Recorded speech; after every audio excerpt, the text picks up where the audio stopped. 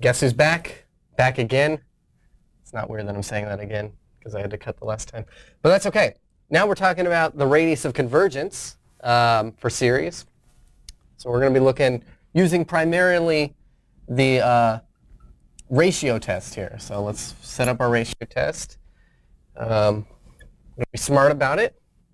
We don't have to worry about them negative ones because we're always inside the absolute value, so that's fine. On the bottom, our first term, we're going to get we're plugging in n plus 1, so we got n plus 1 squared. And then when we divide by the nth term, we're going to get on the top, we're going to get an n squared plus 2. And then you need to be careful about spacing here.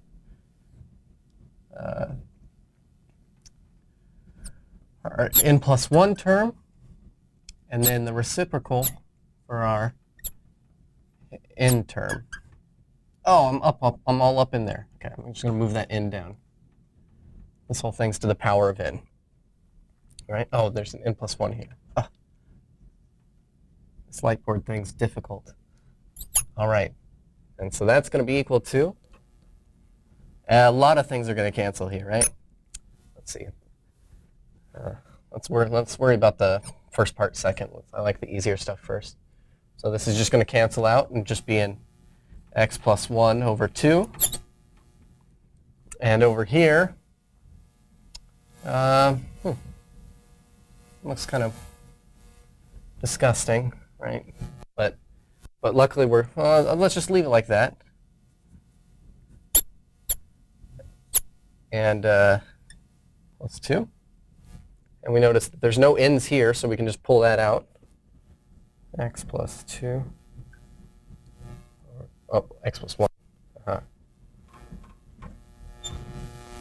And we get a limit as n goes to infinity of 2 over n plus 1 squared is 2. Now, depending on how much you've seen of these limits, you can probably guess that this is going to be, what? Say it all together now. 1, right? So it's going to end up just being, oh, yeah, x plus 1 over 2. Keep on pulling absolute values. So make sure you keep your absolute values there. There's also some here, but these are all positive terms, so it's not too important. All right.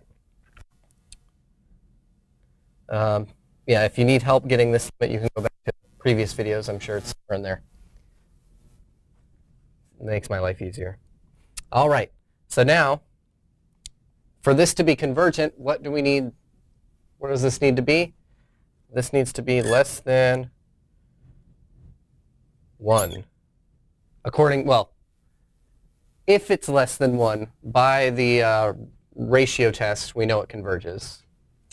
So we don't even need to know about the endpoints. That might be on a future video, so look forward to that. Okay.